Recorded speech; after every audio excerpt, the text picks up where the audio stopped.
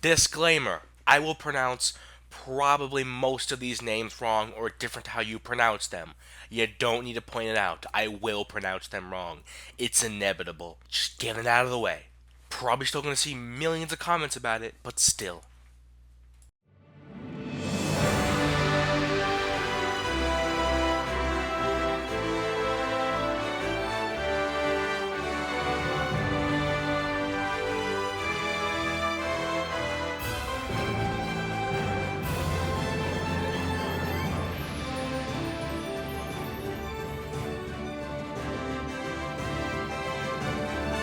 Okay, so I was gonna do an opening here to introduce the Fire Emblem and Dynasty Warriors series, and why I think there should be a Fire Emblem Warriors game, like there was a Hyrule Warriors, and a Dragon Quest Heroes, and a Gundam Warriors, but then I got bored. So here's the abridged version. Fire Emblem games are great. Dynasty Warrior games are great. A Fire Emblem Dynasty Warriors game would be amazing. The only problem would really be coming up with the roster, since there are so many Fire Emblem characters. Where do you even start?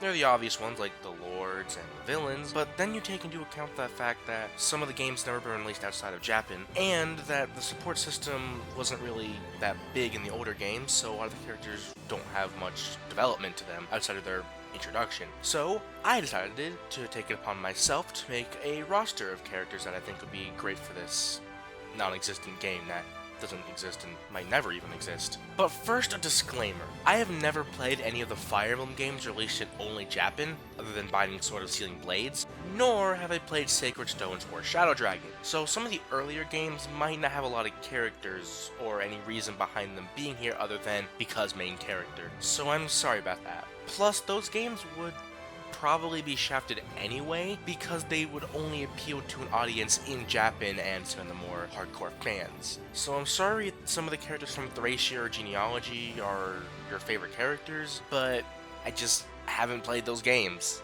Which leads to my next disclaimer, that this list is going to be more based on character popularity and story importance than on bias. So that's why there are going to be more characters on here from Awakening than they're going to be from Thracia or Gaiden. Again, sorry if those are your favorite games. But with all that crap out of the way, it's finally time to get to the roster.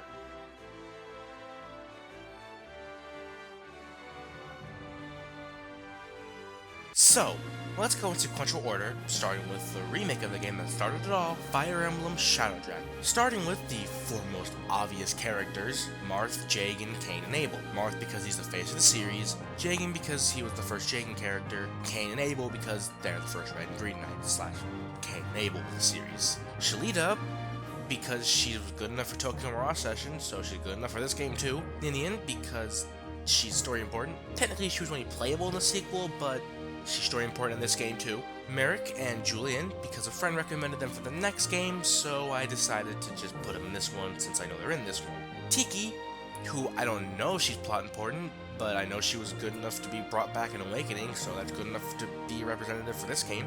For the villains, we have Granarith, Camarus, and Medicius, because they're the only main villains of this game that I know. Technically, Camarus becomes a good guy eventually, but let's not focus on that.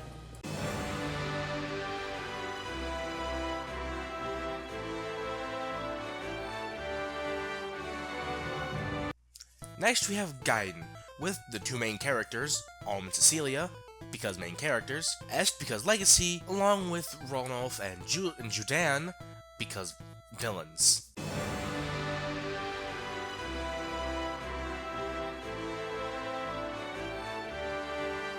Mystery of the Emblem, or New Mystery of the Emblem, or whatever the heck you call it, really only has one character, because most of the other important characters have already been in the other game, and I decided to make them representatives from that game.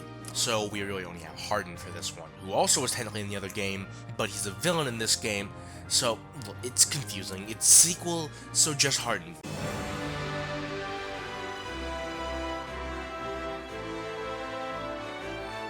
Next we have Genealogy of the Holy War, beginning with, again, the two main characters, Sigurd and his son, Siluf. Then Sigurd's wife, Desiree, Quarn, because another horse-mounted character, and for a plot idea, along with the two main villains of the game, Arvis and Manfoy.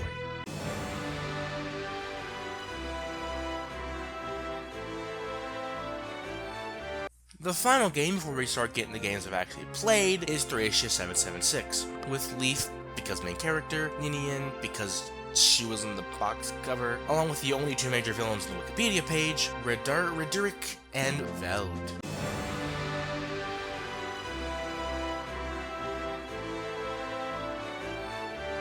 Okay, now brace yourselves, people, because we're finally getting to a game that I've actually played. Even though it's my least favorite of the games I have played, I have at least played it and know characters from it and story from it. So without further ado, Fire Emblem Binding Sword of Sealing Blades.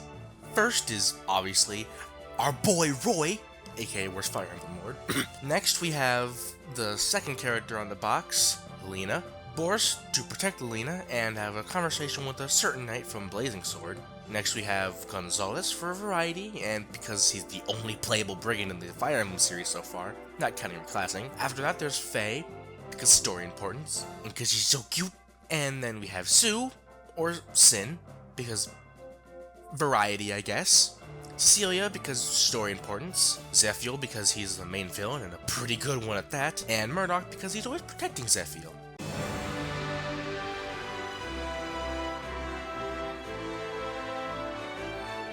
Now we have the first Fire Emblem game to be released outside of Japan, Blazing Sword. Oh, there must have been a mistake here. It should say Blazing Blade, or not. Wait, did they really miss the chance for alliteration? Come on, Intelligent Systems. Anyway, let's get back to the roster, starting with the record-breaking three lords, Lyn, Eliwood, and Hector, because main characters. Osmond because he's one of the most popular armor knights, and because he's the knight to have a certain conversation with Boris. Next, Fiora for some variety, Matthew because he's kind of important, young Bartry because I wanted to have more axe fighters, and he was important enough to be in 2 games in the series, so that made him good enough over Dorcas. Athos because story importance, and he can show up at the end of the game like his archetype suggests. Next we have the villains of the series, with the devious witch Sonia, and the true main villain of the game, a random fire dragon, Negril.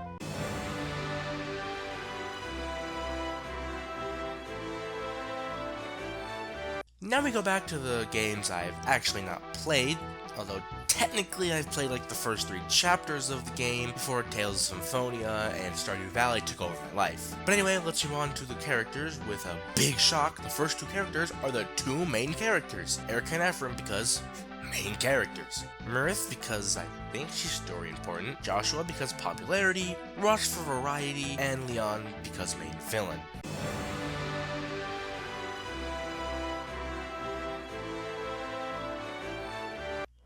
Finally, we've made it to my favorite Fire Emblem game. Don't worry, I won't be too biased. There's only gonna be 11 characters. If you think that's a lot, just wait till we get to Awakening and Fates. First of all, we have the main character, Ike, his boyfriend Soren, Titania because she's in like every story cutscene, Xion because I've heard a lot of people say that he's the best sniper in the whole series, and where I might not agree with that, well for life, this is not a list of my favorite characters. Jill and Har because we need some Wyvern Knights, and have both of them, we can have 2 Minerva archetypes. Ranulf and Nasir because both are story important and variety. Valencia because story importance and she's technically a lord in the next game.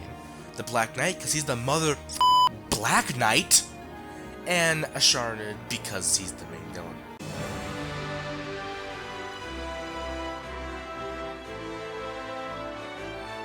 Next we have Radiant Dawn, where despite being a sequel and many of the characters being from Path of Radiance, and most of the new characters being undeveloped because of the terrible support system, there are still a few characters that we can have. The main character of the game, or at least for the first part of the game, we have Micaiah, and her husband Soph. I also decided to have Tibarn be technically from this game, along with Skrymir or Canagris, just depending on what story you want to have. And for the villains, we have Leekin and the walking spoiler Sephirin.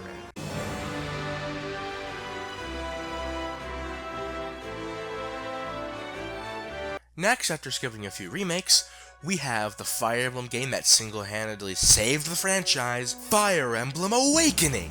Starting off, he likes long walks on the beach, spying a woman while bathing, and Pi, we have Chrom, because main character.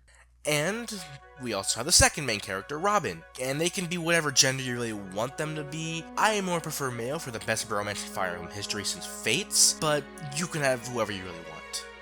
Lissa, because some variety, Frederick, so we can have at least one other Jagan-y character to actually talk with Jagan, Cordelia because popularity, Tharja because popularity, Lucina because third main character, Owain and Severa because they were so popular that they broke the dimensional barrier, Basilio because plot importance and one of the only black people in Fire Emblem, one of the most pathetic villains ever, Gangrel, and finally the main villain, Valadar.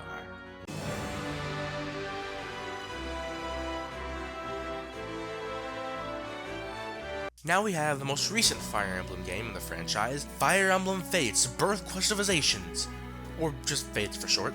Now this game really made me mad in the character department. Not that I hate the characters, far from it, but the fact that there are too many plot important characters and too many good characters. Basically, the characters are all royal family members, along with Kazay, because I needed at least one ninja in Garen. This meant that I had to leave out Niles, Ouroboros, Silas, Felicia, Mozu, Arthur, Benny, Perry, Kana, Shiro, and my darling Ophelia, because this stupid royal family, and that really just made me mad. Nevertheless, after that we now have a full roster of around 96 characters or so, if my math is correct, which it probably isn't. You may be thinking that's too many characters, but the most recent Dynasty Warriors game had around like 80 or so, and since there are so many Fire Emblem characters, I think that a roster in its 90s is not too unthinkable. And to be honest, I'm pretty proud of this roster. Now, there are some characters that I'm not completely connected to, like Joshua, because he could easily be replaced with Inez, or Jill could easily be replaced with Minerva, or you could add in Jafar and Nino if you feel that they're important. I really don't because of how late they show up in, but I guess if you feel that they're that important, they could be in this. If you have any suggestions for other characters that could be there or characters that shouldn't be there, put it in the comments and maybe we can have a discussion about that, and maybe I'll make a follow-up video about what characters have changed over time for me playing the games or just being told about other things. You may also be wondering about Anna, who, again, could be in there if you feel like she's important enough. I really loved her in Awakening, and I haven't gotten her in Fates yet, but she seems like she's just going to be the same. The only problem I have is that she's only been in the 2 games, and I think that she would work just going back to her roots of being more of a kind of tutorial character, since they didn't even think her important enough to put her in the main game of Fates. They put her off as a DLC character, meaning they really didn't see her as important enough to be a character in the game normally, which is kind of annoying and more of a reason why I feel like she wouldn't be put in this game, especially with all the characters there are. There is also the Bandit Brothers, who, since most villains in Dynasty Warriors are usually playable and the Bandit Brothers kind of have to show up, they could show up. They could be reskins of one character, or they could legitimately be their own character, although I feel like they kind of be taking up a slot, 2 slots to be specific, or they could be a pair character, making it easier for them to take up only 1 slot, and be kind of interesting to have the 2 characters working together. But I don't feel like they need to be a character. I think making them a reskin would probably be the best thing to do with them. You may also be pondering how characters like Lucina, Salif, and Roy could be in the same game at the same time as their parents, and that depends on what the story might be. I was gonna go over what it would be, but I think that would be best saved for its own separate video, because I'm lazy. Anyway, right now, there's nothing more to say than...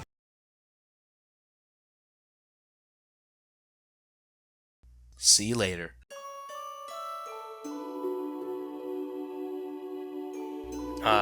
Hey, welcome to the End Slate, if you're still here.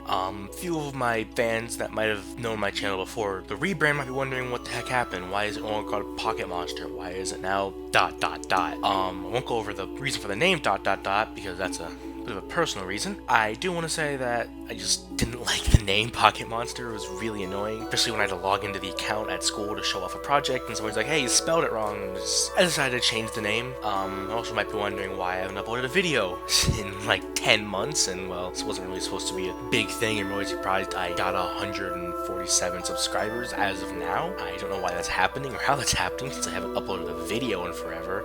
Again, 10 months, and technically 3 months ago, but that's a school project that's now private. Yeah, I might make another video to this, I might not, I don't know. I'm not doing other things. It is summer break, but you never know. So it took me a while to kind of make this video, mostly because of my laziness and stuff like that, and as you saw, Tales of Symphonia, which luckily I've actually beaten now, but I'm also thinking of starting Final Fantasy VII and or Fire Emblem Sacred Stones. So, yeah, who really knows?